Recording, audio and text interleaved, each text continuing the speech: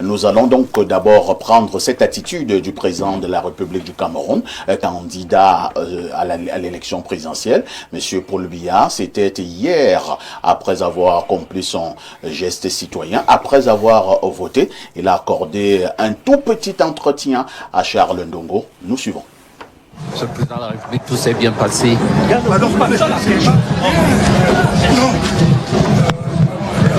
Qui a fait preuve d'une certaine maturité. On n'a pas eu à déplorer des blessés ou des bagarres. C'est déjà quelque chose. Un signe de sagesse. Cette élection 2025, vous y allez avec plus ou moins de certitude, plus ou moins de sérénité? N'embarque pas dans des sortes de prévisions. En tout cas, je suis heureux que tout se soit passé dans le cadre. Et quel premier jalon voudriez-vous poser si vous êtes réélu? Parce que rien n'est acquis. Oui, rien n'est acquis. Attendons qu'on connaisse le nom de l'île. Et on verra. Je ne peux pas faire de projet sans être sûr d'être élu. Merci infiniment, le président de la République. Bernard Ouna, notre champion, monsieur Paul Biya, dit que rien n'est acquis, dont le président Paul Biya reste extrêmement prudent au niveau de ses déclarations. Il attend également la promulgation des résultats officiels. C'est un sage, c'est un légaliste. Le président Biya, c'est un sage, c'est un légaliste. Vous voyez comment il répond à Charles Ndongo. Il lui dit que attendons la fin du processus et que dès qu'il sera donc élu, il parlera des premiers jalons à poser. Pour l'instant, il se considère comme candidat opposé aux 11 autres candidats et il espère qu'il sera réélu. Alors, ce que je vois, ce que j'ai vu hier et pendant la campagne, c'est un président Biya qui a confondu tous ses détracteurs sur le plan physique.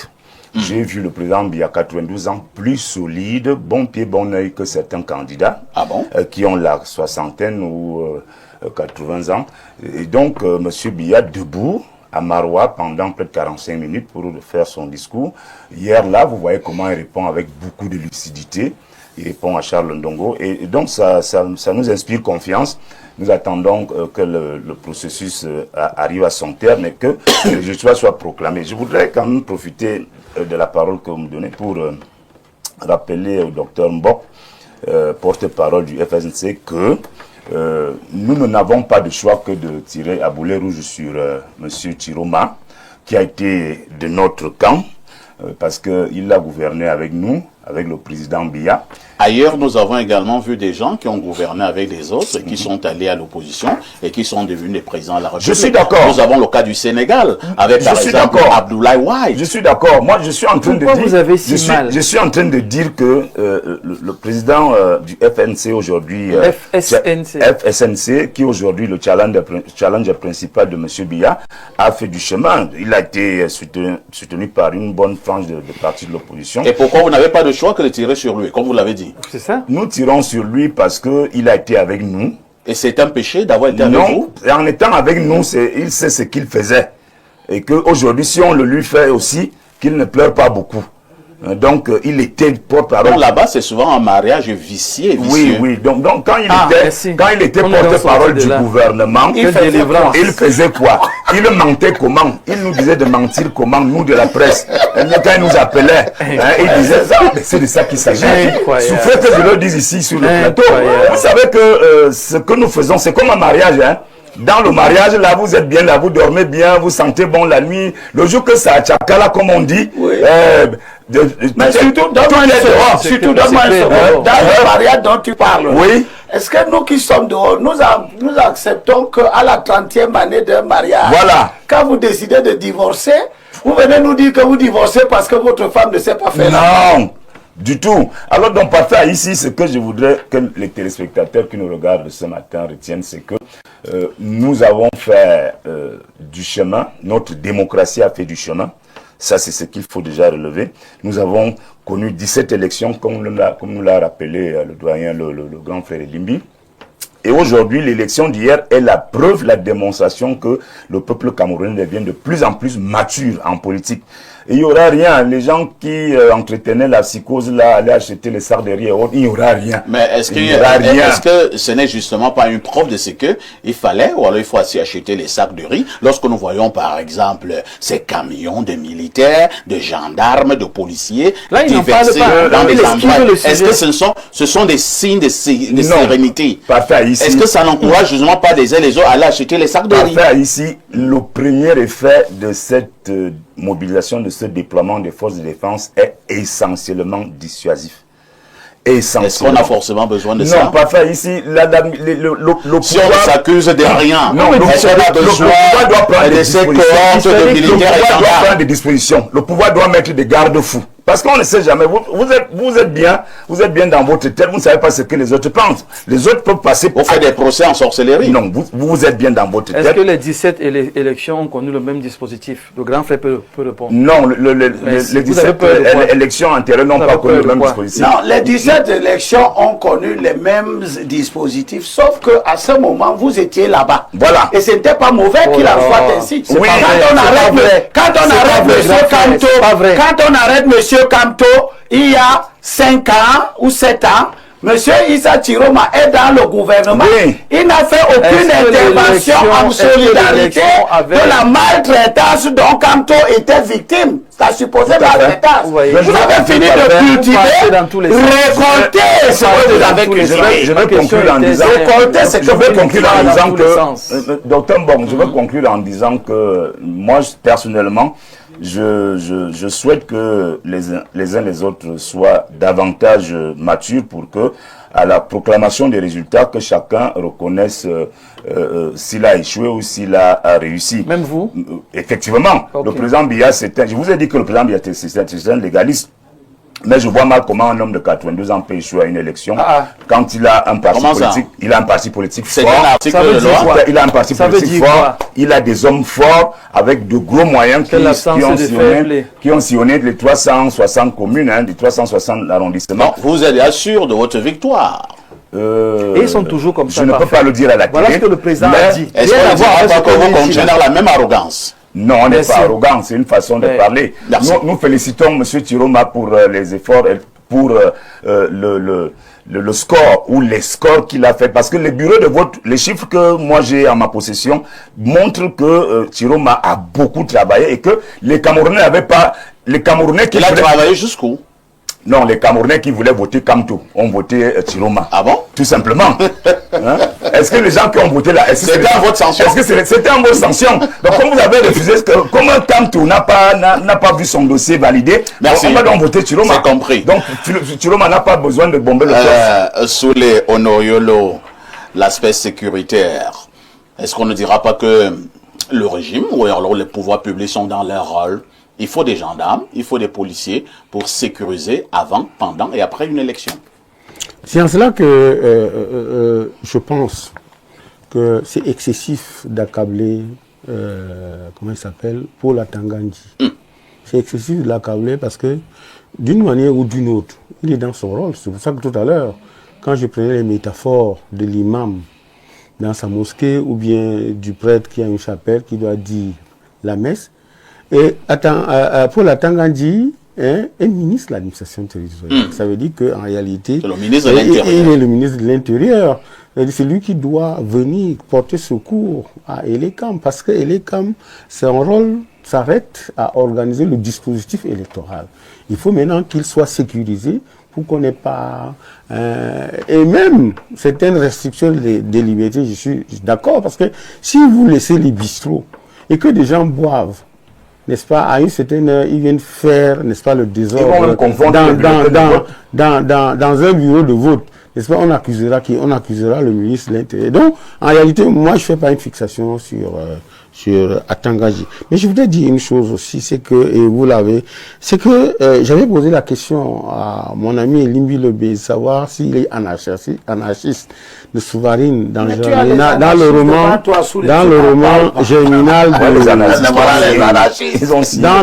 germinal de Mizoula.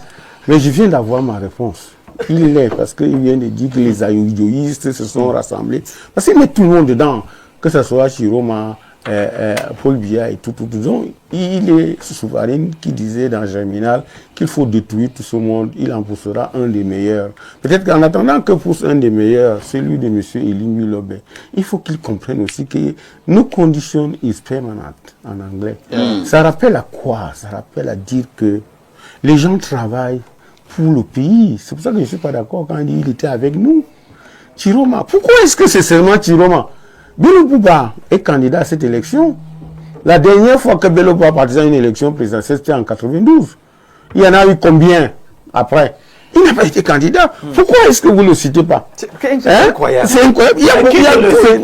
Qui ne le cite pas? Donc, Tous ceux qui citent Chiroma comme étant un homme du régime citent aussi Bello comme un homme du régime. En tout cas, Bello sauf sera que, troisième, c'est pour ça sauf que s'il n'avait pas cité Bello, et lui ne l'a pas cité. Non, il a cité 50 fois. Je ne sais pas si tu ne lis pas mes explications. Je parle de cette Bello, Issa et Paul Biya, même pipe, même tabac.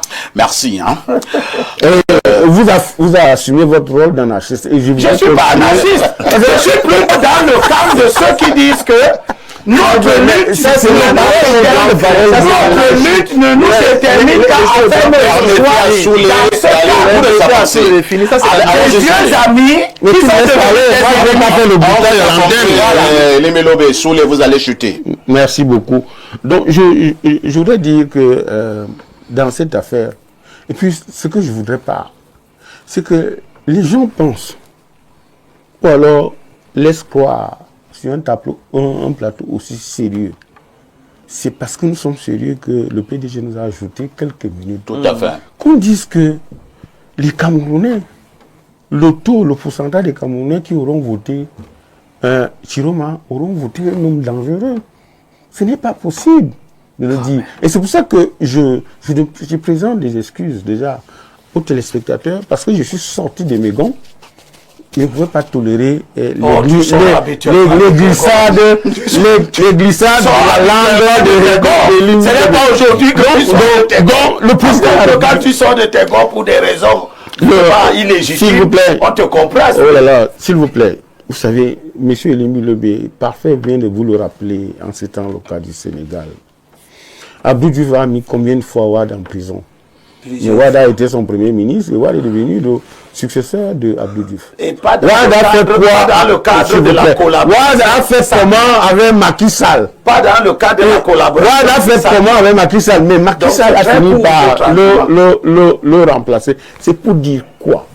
Quand vous avez un président de la République, la sagesse incarnée, un homme aussi sage. Parce que quand vous avez 93 ans, 92, vous ne voyez plus, votre sommeil n'est plus le même que celui de Génaud. Monsieur Biya lui-même, de là où il était, a senti que ce sera une élection âpre, que ce sera une élection courue et discutée. C'est pour ça qu'il est réservé.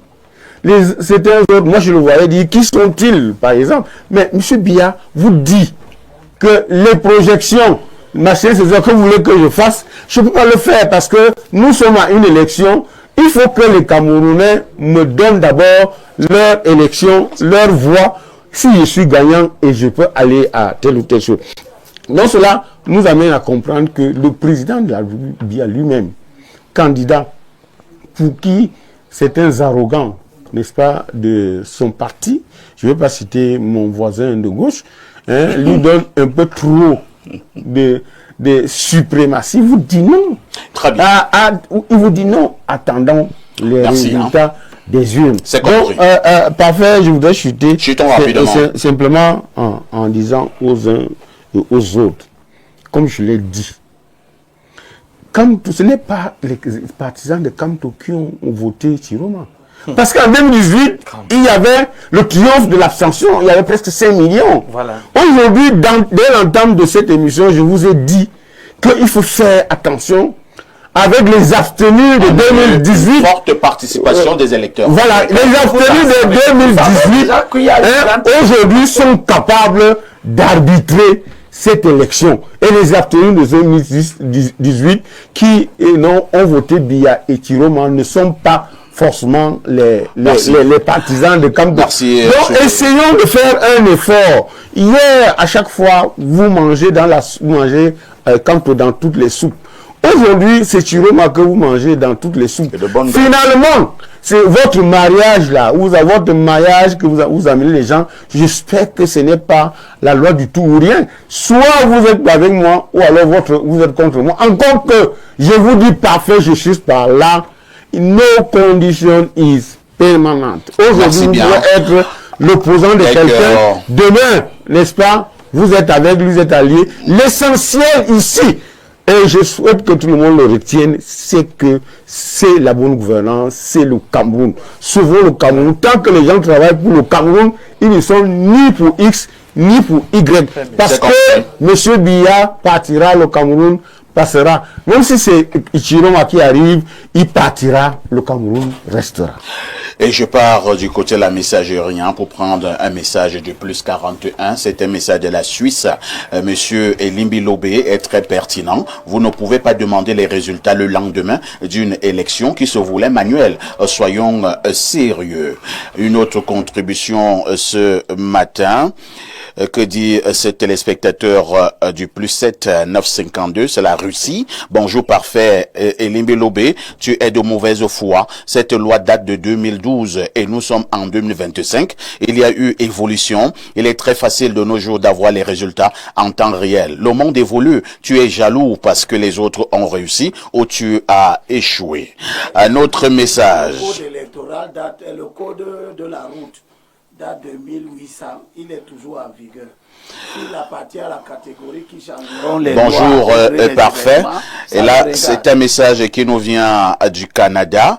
Bonjour, parfait, et bonjour à tout le panel. Pourquoi s'en prendre au communiqué de M. Ekane quand on voit bien que certains journalistes payés par le régime font pareil? Mais bizarrement, ça n'interpelle personne. Faut arrêter à un moment de jouer à ce jeu. C'est Yves depuis le Canada. Il y a un message du 216, c'est la Tunisie. Bonjour le plateau. Elimbi Lobé est un homme sans argument et est nul en débat, qu'il aille jouer. Le reste, ce sont des insultes. Bonjour Monsieur Aïssi, je serais curieux d'entendre Monsieur Elimbi et Owona sur cette une Ngande Yambe Aristide depuis Bertois. Il me montre la une, c'est la une d'un journal, le reporter qui dit Paul Biya triomphe avec dextérité. Un autre message ce matin, Issa Chiroma, le président élu s'exprime, peuple camerounais, vous avez parlé massivement et moi, à mon tour, je m'adresserai à vous bientôt. Je suis en sécurité et en santé.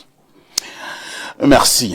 Alors, nous avons ce communiqué du PCRN qu'on vient de me remettre à l'instant. Alors, je vais donc vous donner la teneur de ce communiqué du PCRN.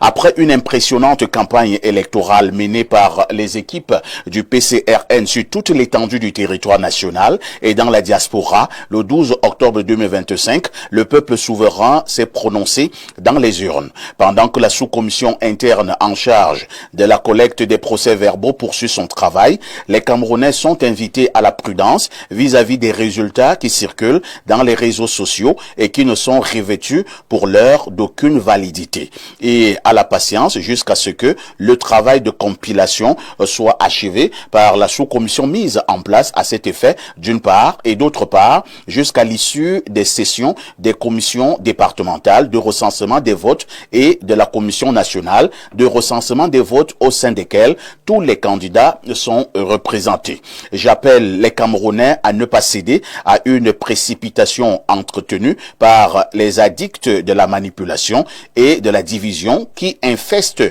les réseaux sociaux. C'est donc signé Yaoundé le 13 octobre 2025, Cabral Libi, président national. Lorsque nous avons dit cela, je vous dis merci. Nous sommes arrivés au terme de ce programme. Nous avons bénéficié de 30 minutes de plus. Et pour cela, nous disons infiniment merci à notre top management. Merci